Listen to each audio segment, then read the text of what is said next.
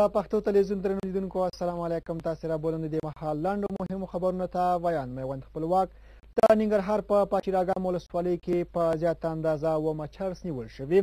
په ختیځ کې د سرحدي پولیسو مرستیال قومندان ذبیح الله قاضي زاده وایي چې د دوی امنیتي ځواکونو د یو راپور پر اساس د پاچیراګام سیمې اړوند په بنګزار سیمه کې 850 کیلوګرام و مچرس نیولې، خو په وینا چې پیښې سره د تړاو په تور تر دې دمه لا څوک نه دي نیولي.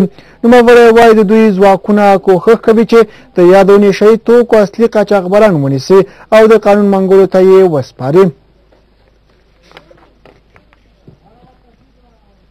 د پروان امنیتي مسؤلینو وایي چې 2.5 ټنه چاودیدونکي توکي د دې ولایت په اړوندو سیمو کې ترلاسه کړي دي.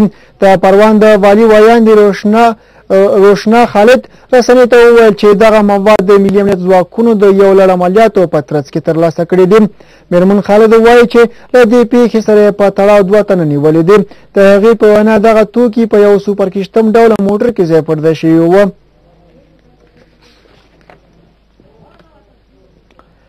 د ولسي جرګې د شکایتونو اورېدو کمیسیون مشر وایي چې ډېر ژر به امنیتي چارواکي د تورن عبدالحکیم شجاعي د نه نیولو په هکله د ولسي جرګې غونډې ته د ځواب ورکولو لپاره ور وغواړي.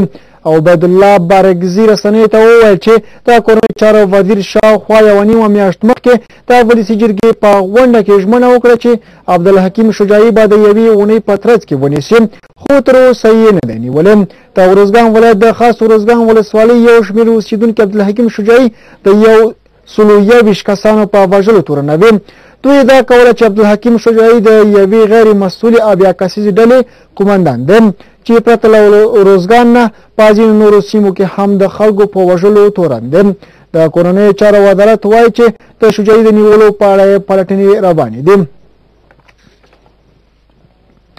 او وروستی خبر همدا چې د کونړ والي وایي چې له 1 کال وروسته د دې ولایت چپې درې ولسوالۍ ته د مځکې له لارې اکمالات وکړل.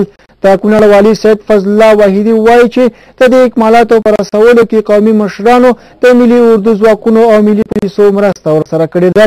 هغه همداراز وایي چې هڅه کوي د مځکې له لارې د اکمالاتو د رسولو په برخه کې خپلو هڅو ته دوام ورکړي، ځکه په وینا دا کار د امنیت په